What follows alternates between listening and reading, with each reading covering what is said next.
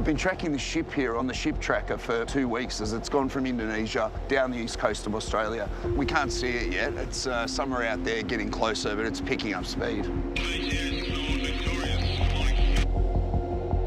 A ship sails out of the mist and into Port Phillip Bay. We've got intelligence there's a container carrying over $1 million worth of black market cigarettes on board. Nationally, the illicit tobacco trade is worth billions. They removed this piece of concealment coming through. We've got Manchester brand cigarettes. It's fueling a fiery turf war as organised crime battles for profits. We're averaging a couple of arsons a week. In my 30 years of policing, this is something unique. On one of the cousins' boys. Well, we're up and down from Melbourne. We'll come there to take over the shop. Bringing death and destruction to Australia's streets. People here are sick of fire bombings every second day, and it just gives the impression that law and order is out of control. It's costing the federal government billions in lost taxes. That box got 50 in it, so that box there is worth $8,000. And threatening decades of hard-won progress in the fight against deadly tobacco. The most hardline regime for cigarette packaging anywhere in the world. This policy is perhaps one of the biggest failures in Australian history, really. We uncover how the trade works, who's behind it, and if authorities can stop it.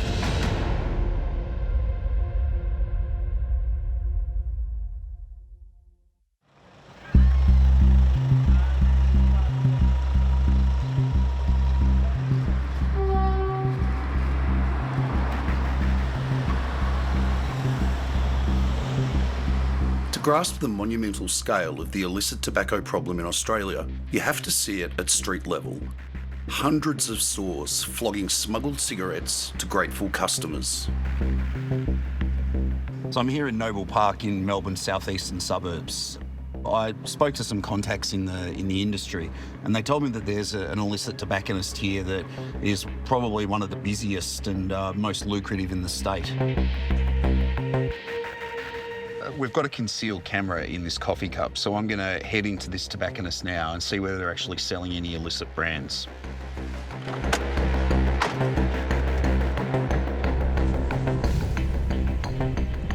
This isn't the first time I've been to this store. I know they sell an array of black market brands. Double Happiness, S, counterfeit Marlboros and others. Hi, how are you? Good, thanks. Manchester Sapphires, please. How many? Just one pack, thanks. Still on special 13. Sorry? Still on special 13. Oh, good, okay, thanks. The black market has erupted across the country. Police say out of 1,300 tobacconists in Victoria, 1,000 sell smuggled cigarettes. $7 each. Thank you so much. Thank you. Have a lovely night. Thanks. See you. Done here.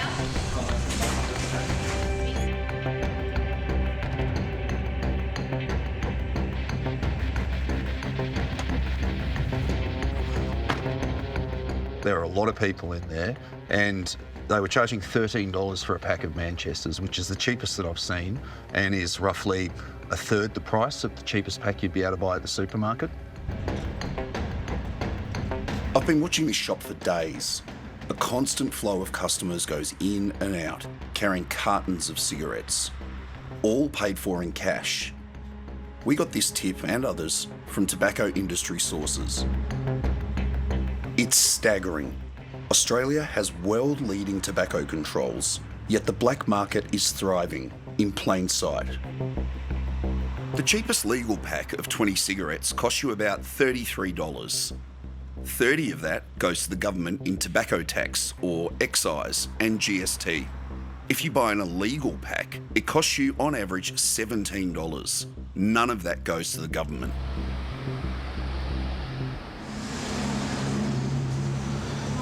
Morning. Can I get 20 Manchester Sapphires, please? One? Just one pack.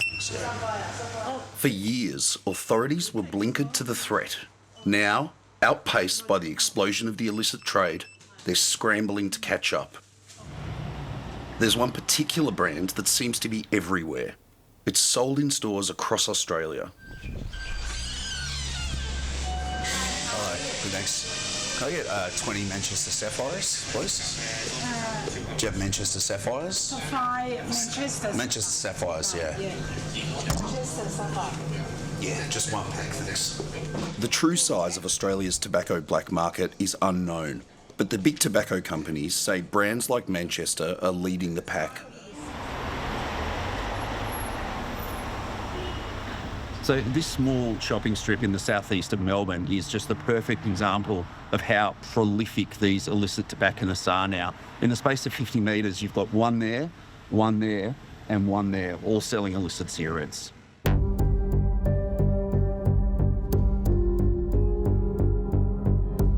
Criminal gangs have been exploiting our regulatory failures, seizing on the massive profits and taking advantage of weak penalties. It's had devastating consequences on people's lives. Just after 2 a.m, 2 men firebombed a townhouse in Melbourne's outer west. Inside, 27-year-old Katie Tangi, a performer with no links to illicit tobacco, was desperately calling 000.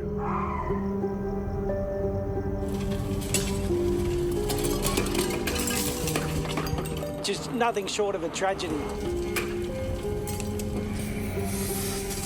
Firefighters arrived but couldn't save Katie. It was probably her first time really away and by herself, house sitting for her brother who's on a honeymoon, and she's been subjected to the most appalling, despicable act one could imagine.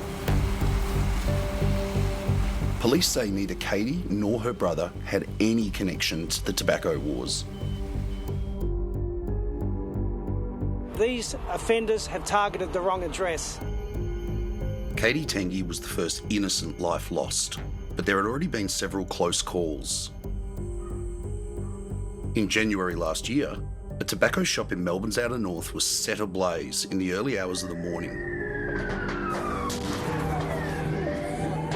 There was little bits of sparking everywhere and it was flying straight into the house. There was just loud pops, pops, pops, and things flying everywhere. There was one stage, it was all kind of controlled, and then big things started popping up and flying in the sky. A family was living in the unit at the back of the shop. The younger kind of girl, she was our kid. She was just crying at the front. It was just devastating. It broke my heart because it was like, it's no longer just someone's shop, it's someone's house as well. This was the latest in a spate of firebombings across Victorian streets. In my 30 years of policing, this is something unique. How many firebombings are we up to date? So we're over 120 arson attacks across Victoria. We're averaging a couple of arsons a week. That is crazy. Luckily we got out, bro.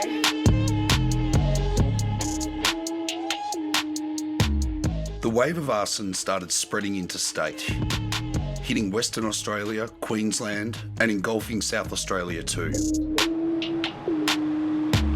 We had an offence of arson in July 2024. We then had one in August of 2024 as well.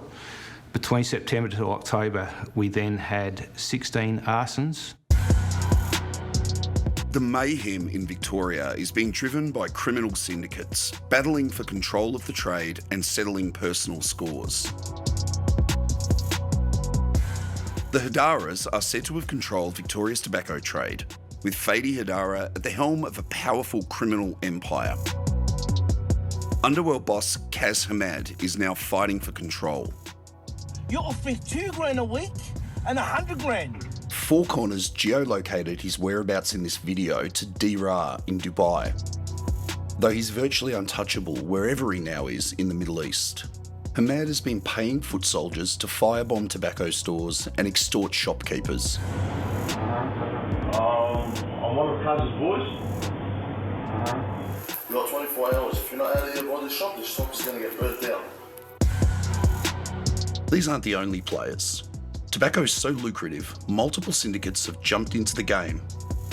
Certain syndicates were looking at forming a commission to control the pricing of illicit tobacco here in Victoria and nationally. We believe that formation of that commission didn't go well for the particular syndicates involved, and that there was a falling out, and as I say, that has ended poorly. 2 months ago, champion boxer Sam the Punisher Abdul Rahim was executed in a Melbourne car park. The latest casualty of the tobacco wars. The Punisher was a major player, and his death has brought relative quiet to the streets. But sources tell me the tobacco wars are far from over.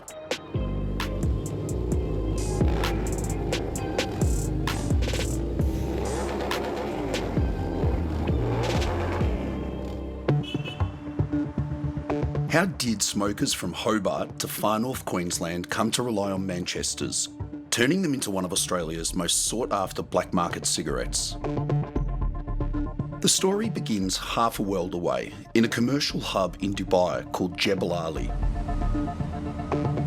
Jebel Ali is a free trade zone.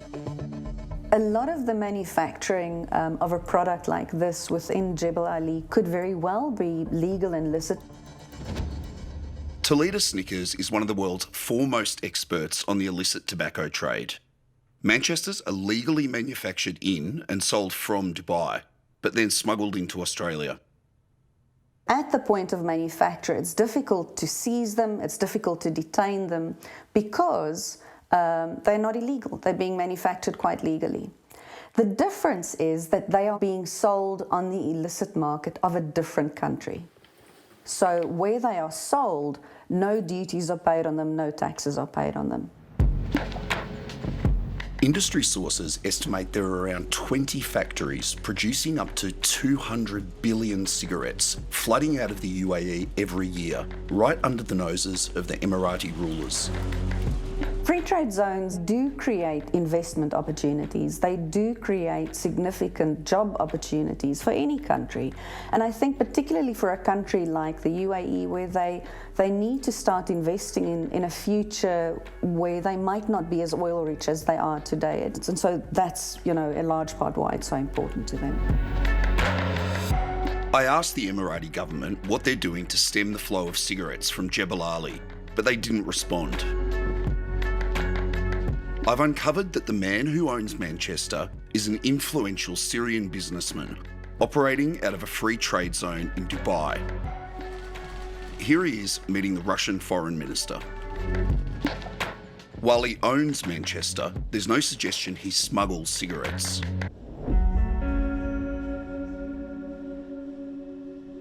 I thought I'd give him a call and ask him what he thought about the fact his product is smuggled into Australia in such massive quantities, and whether he's going to do anything to try and stop that. Hello, Dr. Al-Mahamid. My name's Dan Oakes. I'm a journalist at the Australian Broadcasting Corporation. A short while later, I get a voice message from Khaled Al-Mahamid. This is the first time he has ever spoken on the record to Western media about Manchester cigarettes. He denies the Manchesters flooding the Australian black market are his. My dear, stop the fake cigarette, okay? Come from Cambodia and Vietnam. That's the more problem, okay? They're making a lot of huge quantity. Vietnam and Cambodia, no ours. This is all copy. I sent Khaled Al-Mahamid a list of detailed questions. This time, he replied in writing. We are not responsible for any smuggling of cigarettes to any part of the world. We are doing all our business under the law of UAE. We are not responsible for what everyone does in the end. In affluent Australian suburbs, these same cigarettes are sold openly on the black market. Border Force has seized thousands of cartons of them. They're stored at a covert location. We have a container that's over there at the moment. The night before we filmed, Border Force hit the jackpot, intercepting a container full of illicit tobacco. What are they saying was in this On the in this one with apparel, in terms of clothing apparel coming through. Right. But when you actually look behind, and this is what our X-ray image will give us an indication for, and if I remove this piece of concealment coming through, if you look here down, we've got Manchester brand cigarettes in this consignment, and as I said, estimating around 10 million cigarettes that are potentially within this container all the way through. So it's essentially potentially a $10 million potentially load. As we walk past pallets stacked high with cigarettes, confiscated by Border Force in just 1 week. As mentioned earlier, last week alone we seized around 59 million cigarette sticks. Tony tells me there's one brand they're seeing over and over. And you can see with these products here, Manchester brand tobacco being imported within the cartons. But the cigarettes Border Force doesn't intercept flow through the hands of organised crime onto Australia's streets. Yeah, we see these shops mushrooming everywhere. And is there a concern that the horse has bolted on this? We'll do everything we can at the border and we do everything we can offshore, but equally we need to be working domestically.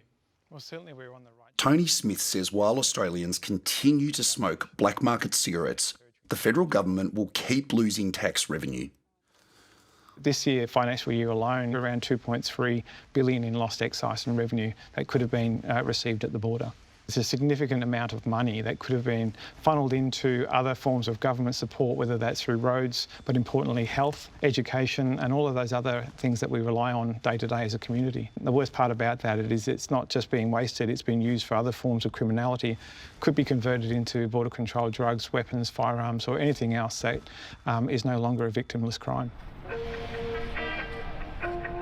We've managed to get hold of the bill of lading, a kind of delivery receipt for the Costco Valencia, the ship we tracked for several weeks down the east coast of Australia. There's no evidence that the owners of the Costco Valencia were aware of its illicit cargo. We obtained the intel about this ship from insiders at international ports. This is a bill of lading. Can you just, I guess, talk me through like what are the significant parts of it? So in this case, we can see Melbourne with an estimated time of arrival being on the 17th of November. But then it starts. The key to smuggling lies in deception, falsifying crucial shipping documents like this one from the Costco Valencia to hide what's really inside. How have they tried to obscure the fact that there are cigarettes in this container? In this example that you've shown here, a commodity declared as a table. The bill of lading also contains another key detail. So the bill of lading had a consignee name on it. That's the name of the business that the cigarettes were supposed to go to. And in this case, it's a property or construction company. We found an address. It's in Sydney's outer northwest suburbs. We don't know how or if they're involved in the container of cigarettes on the Costco Valencia. It's possible they know nothing and their company was used, which is a practice known as piggybacking. They could have been forced into participating in the import, or they could have gone into it eyes open, 100% involved. So I'm going to knock on the door and hopefully get some answers. I spoke to one of the directors of the consignee company at her front door for 10 or 15 minutes. She seemed shocked and confused by what I told her and took notes as we spoke. She said she knows absolutely nothing about this whatsoever. No, as far as she knows, they've never been involved in smuggling cigarettes. They've got no connection to the cigarette industry. Her husband's not home and won't be back for a few hours, she said. But she said she's going to get him to give me a call, and she seemed very, very interested and very concerned. Later on, I spoke to her husband, who told me his company name had been used without his knowledge. Once it's past the border and into the country, the illegal tobacco doesn't go straight to the retailers. It's often stockpiled. We've just learned about a warehouse in Brisbane where boxes of illicit cigarettes are being held. So we're going to sit out here, I guess, just stake it out for a few hours and see what we can see. See if we see any deliveries coming and customers coming in and out. From what we've heard, black market cigarettes are supplied to retailers from here. Yeah, he's got a carton as well. Manchester Blues, it looked like.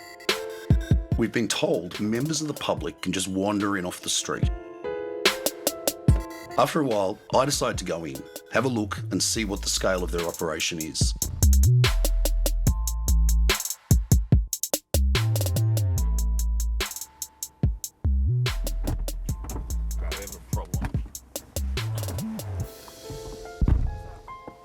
He's saying no, it's the right place, and there's all, like, you can see visibly all, like, cigarette papers, filters, all these other things. The guy turned around and said, no cigarettes here.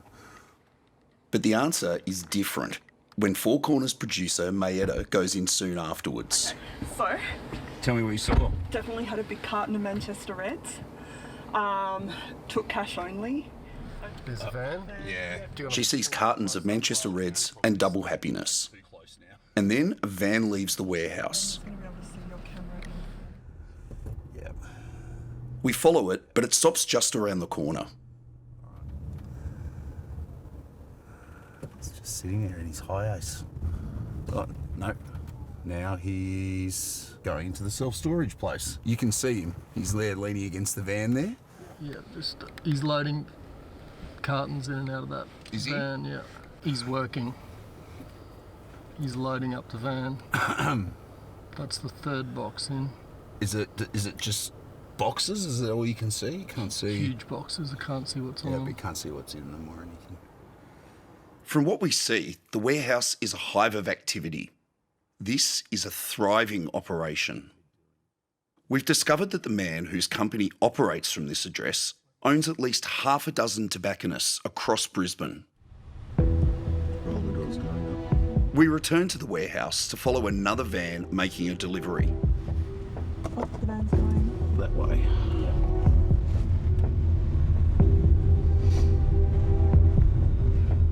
Several times we almost lost it. There it is. We got the feeling they knew they were being followed. Taking the Sunshine Coast exit. He's speeding. I don't know whether it's because he's realised or not. At a busy intersection, the van made a surprising move.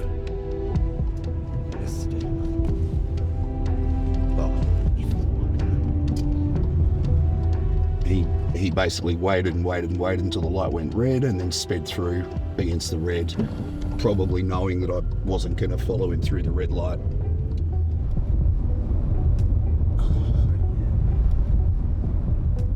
We decided to visit one of the tobacconists linked to the warehouse.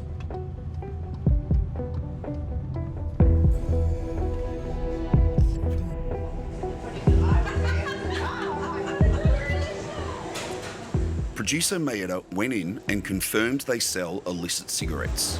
I've got Manchester Reds.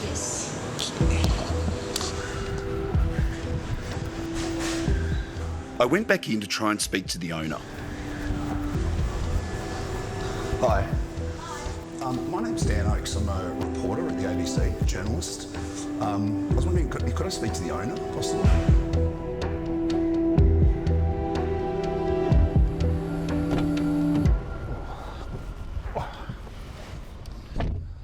So there's a lady working in there, and she said that it changed ownership 2 weeks ago. She said she worked for the previous owner and for the new owner, but she said that she's never spoken to him, doesn't have a contact number for him, and doesn't know how to get in touch with him. So I left my name and phone number with her and urged her to somehow get to give me a call. I never did receive that call.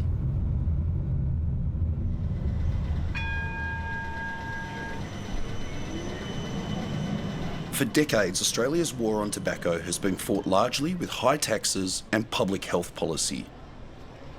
As the black markets flourished, that approach has come under scrutiny. So when did you first realise that illicit tobacco was a problem, Ryan? Yeah, I did a big job with customs back in 2000 when I was in the AFP about tobacco.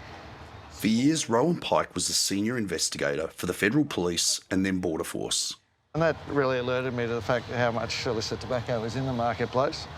And then I heard that VicPol task force had been set up into corruption at the docks just over here. Pike says illicit tobacco was an issue way before the current tobacco wars. They was just falling over tobacco, and it turned out that tobacco was a big driver of corruption at the ports. So again, that sort of piqued my interest. And then I joined the ABF in 2015 and decided that I'd dedicate my team's work to illicit tobacco. And that's what you said. Pike is now a lobbyist for retailers. He thinks Australia's tobacco control policy was flawed from the start. What was the assumption underpinning tobacco policy back then? Yeah, well, it's the same now as it was back then, and that is that if you make it smoking unattractive enough, either through excise or other means like plain packaging or something, people will either quit or pay the tax to the government. The inconvenient truth is that there's a third and easily available alternative, and that's the illicit tobacco market. Until last year in Victoria, the penalty for illicit tobacco offences was less than $50,000. That's been significantly raised now, but Pike says it's too little, too late. We needed to increase the enforcement 10 years ago. The fact that we haven't now means that it's so widespread and entrenched that your average law-abiding citizen has no qualms in going to the illicit market. It's a huge problem. It's multi-billion dollars that it's going to criminals, and it's only empowering them to do bigger and better crimes in the community.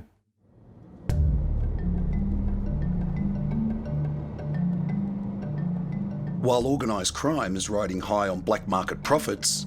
Hello, Darls. I don't know how to open this shop, darling.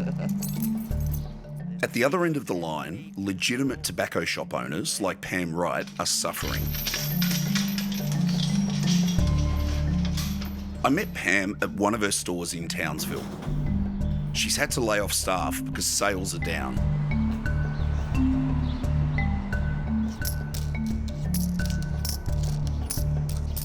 To wait and see, can the government get a handle on this illicit in Queensland? If they can, we've got a chance. If they can't, we've got no chance. And we have to start closing shops, and a lot of our staff have been, some of them have been with us for 10 years. Pam, how are you? Good morning, Dan. Nice to meet you finally, yeah. Yes, yes. I thought you were a figment of my imagination. No, I'm very real. Pam tells me she started seeing illicit shops popping up around her 3 to 4 years ago. Okay. There was 2, then there was 3, and then I think we've got about 10 here now, right? And what did you think when you first when you first noticed this? Well, I knew it was going to hurt our business. Pam says the combination of excise hikes and the illicit market have decimated her profit margins. How badly has it hurt you? I would say 40% of traffic flow through the shop, through our shops. Some of them have been affected more than others. Charters Towers is getting a flogging at the moment, and I don't know what to do. Okay, so it's 440, 17, sweet. Pam believes serious organised crime is behind a lot of the pop-up shops she sees around town. That's all right. And she says they're threatening. We haven't had this sort of no value for life, get out of my road sort of attitude, and that's what these guys are. Why are you talking to us then if there's this intimidation and, threats? I can't give it up. Right. This is mafia-style stuff coming into our communities. Who's going to stand up if I don't? Sorry, my car stinks because I smoke in it. Pam takes us on a black market tobacco tour of Townsville. Do you know what they're selling in there? Everything. Manchesters. She's determined to fight back against the illicit market. And, I have been scared. But, I know this sounds awful. I'm 70. I've had a good life. If my number's up, my number's up. Right? But I'm going to go down fighting. I know that. Pam takes us to meet another legal tobacco shop owner who's also struggling. Deb Solly. Hello, darling. Hello. Hello. Go say hello to the doggies. I know. How are you? Hello, darling. Now, I've got something to show you. Okay. They are actually starting to not insure shopping centres that have got tobacconists in them. Oh, really? Yes. Not just the illegals? Not just the illegals. So this is Victoria. One business has decided to pay the extra $40,000 a year to stay open in Shepparton. Then the one in Coburg, which is in Melbourne, North Melbourne, $100,000 a year extra in insurance. You can't afford that. And so they've been evicted, really. And they're legit. And they're legit. Deb used to own 7 tobacco stores. Now she's got 2 left. She's just closed the shop she had for 20 years. I feel like I've been let down a lot by the government. They say they're changing laws. They say they're doing all these things to help us. Nothing's changing, though. The illicits are still around. They're still popping up left, right and centre, because I've always considered all of the stores to be my superannuation. So they were what I was going to sell off as I was getting older to keep me going for the rest of my life. Well, they're worthless now. So it's basically left me with nothing.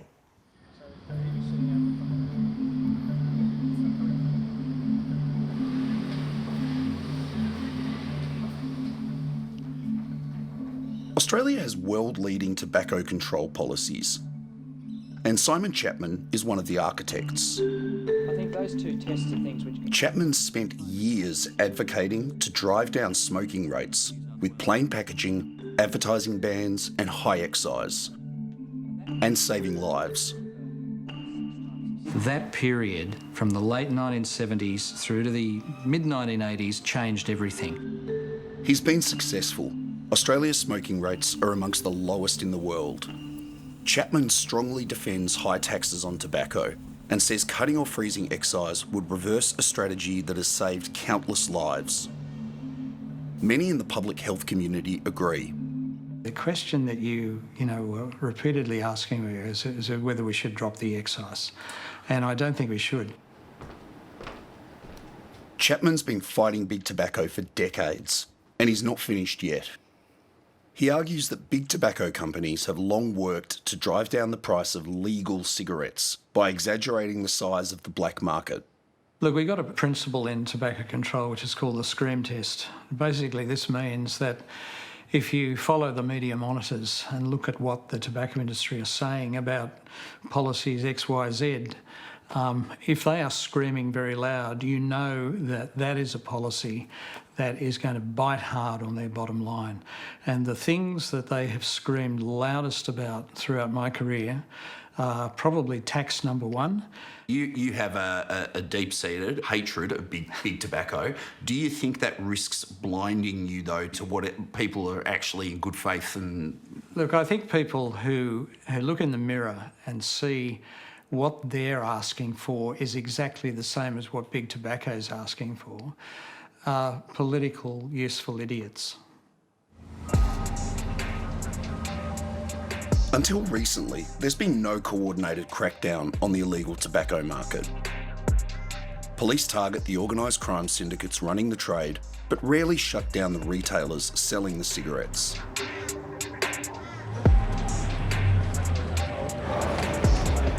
In most states, enforcement falls to local councils, public health officers and consumer affairs, agencies never built to tackle a booming black market. You have arrived.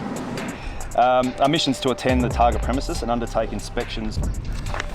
After 16 firebombings over 2 months in 2024, the South Australian government acted, ramping up law enforcement and legal penalties.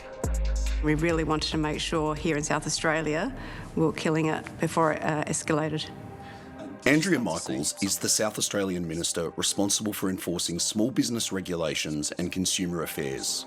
I was seeing in my own letterbox pamphlets being dropped about illegal illicit tobacco being sold. So we were getting reports like that from MPs right across the state of letterbox drops. It's really quite extraordinary. Ms Michaels' government moved tobacco control away from public health Now, consumer and business services officers, like these ones, are trying to bring down the 400 to 500 illicit tobacco shops that have spread across the state. On the outskirts of Adelaide, they're swooping on a small row of shops. Do you have any cigarettes in your vehicle? Have a look through. Any tobacco products? Alright, we've got cash.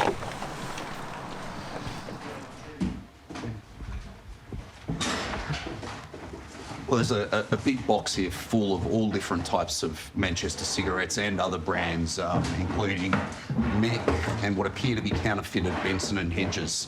There's a box here, it's full of Chop Chop in Ziploc bags. And there are a whole bunch of illicit vapes here.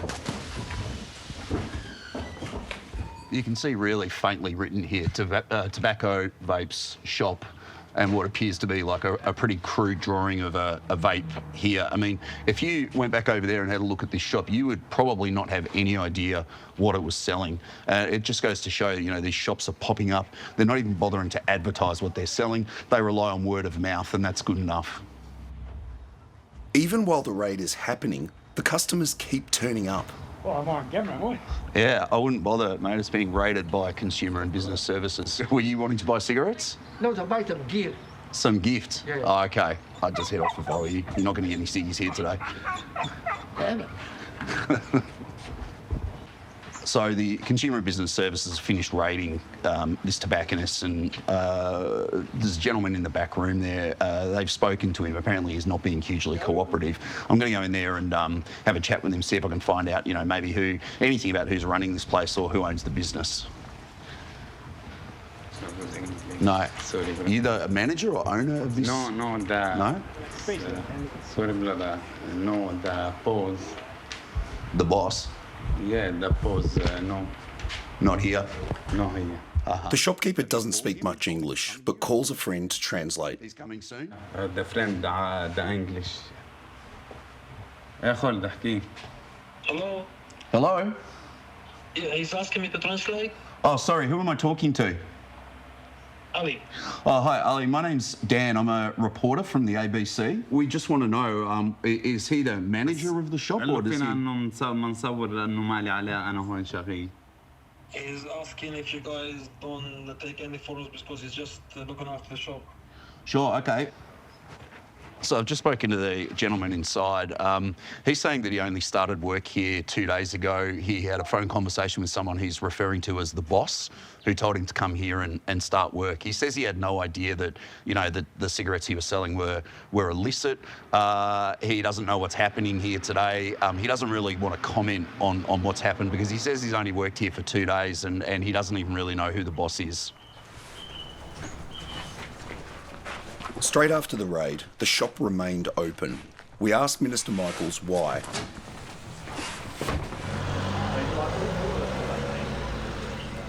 We saw a raid this morning, but the shop didn't even close after the CBS people left. Is that a problem?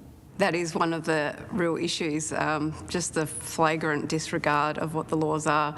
What we have done is put an amendment through which allows me to close stores for 72 hours, but I can also go to the Magistrates Court and get 6-month closure orders in the hope that that, you know, really does, on top of the penalties, make these people think about what they're doing.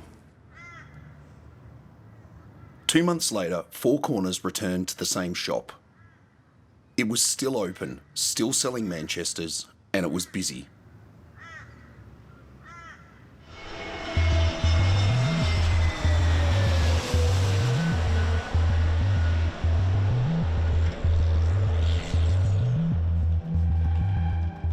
Heading into a really important forum of health and policing and criminal intelligence authorities from all jurisdictions to just redouble our efforts around enforcing the new vaping and illicit tobacco reforms. At a high-level gathering of law enforcement, bureaucrats and health experts, Health Minister Mark Butler warns that illicit tobacco is both a criminal and public health threat. As we understand now, this is not just a fight against big tobacco, this is also a fight against serious organised crime. But the minister can't escape questions about whether the world's highest cigarette prices have turbocharged the black market. On the tax excise, are there any plans to drop the price of cigarettes to deter people from going to vapes? There are no plans to make cigarettes cheaper. In a closed event across the hall, Butler addresses a room full of bureaucrats. In front of the media just then, I got the questions I get all the time. How are you really going to stamp this out? We will open up the floor now. While our cameras are rolling, Victoria Police's Jason Kelly openly questions why the government won't make legal cigarettes cheaper. Jason Kelly from Victoria Police, Minister. Thank you for the presentation. A lot of members of the community just don't understand why we can't pause the tax or at least reduce the tax, because the illicit market and organised crime are really reaping the benefits. And it's a really tough one. I get that. So the difficulty we have with that proposal, it involves raising the white flag on this question and basically allowing criminals to dictate the legal price and the revenue arrangements that the Commonwealth would have. Black market cigarettes are everywhere, even in the shadows of power. We found them just metres from Victoria Police HQ and in the electorates of senior politicians, Jim Chalmers and Peter Dutton in Brisbane and Mark Butler in Adelaide. There are illicit tobacconists in your electorate. Is that not an absolute demonstration of how out of control this problem is? I mean, when you've got someone overtly committing a crime 2 doors down from a senior minister's electorate office, what does that say? Well, we had a vape store down the road from my office as well. It's closed. Every single vape store in my electorate has closed since we put in place the laws last year. How could law enforcement possibly now try and put a cap on this problem, given how prevalent it is? Well, we've got to change the risk-reward balance, really. I mean, the challenge here has been that organised crime saw this as a low-risk, high-reward market for them. There weren't many penalties, there wasn't much enforcement activity. The head of the Victoria Police Anti-Gangs Squad asked you a question to do with the excise. Should we be cutting the excise? Now, I mean, that's law enforcement, and we've heard that from other law enforcement people as well. You know, why aren't we doing this? Every piece of advice I have is that dropping the price of cigarettes, certainly by the level you're suggesting in your question, would simply drive up rates of smoking. And we are committed to getting the rates of smoking down still. It still kills over 20,000 Australians every year. Still a huge public health challenge in spite of all the progress we've made. The price point's not necessarily the most important thing in the dismantling of a black market, though, is it? Well, the dismantling of the black market is about law enforcement. We're introducing licensing regimes in the 3 big states for the first time, and you see policing activity across the country trying to shut down these stores that we simply haven't seen in years gone by. So in your mind, it's enforcement is the key to nobbling this black market? Absolutely. You made that reference to, you know, we don't want to let organised crime dictate policy, but isn't that essentially what's happening now? I mean, organised crime is dictating the sale of tobacco in this country now, essentially. Well, that's right. They've been able to get a foothold, and I regret that that's the case. But, you know, the best time to deal with this would have been 5 years ago. The second best time is to deal with it now, and that's what we're doing.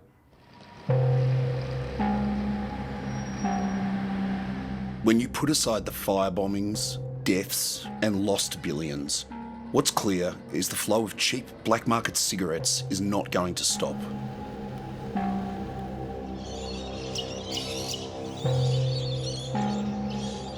That's a boy, darling. That's a boy. There you go. Pam says organised crime still has the upper hand. I don't mind any competition if it's on a level playing field. But this is not level at all. Nowhere near it. Loosening its grip is a monumental task. These guys are laughing at us. They're one step ahead of us all the time, and they're laughing at me, and they're also laughing at the government. They think our country is a joke.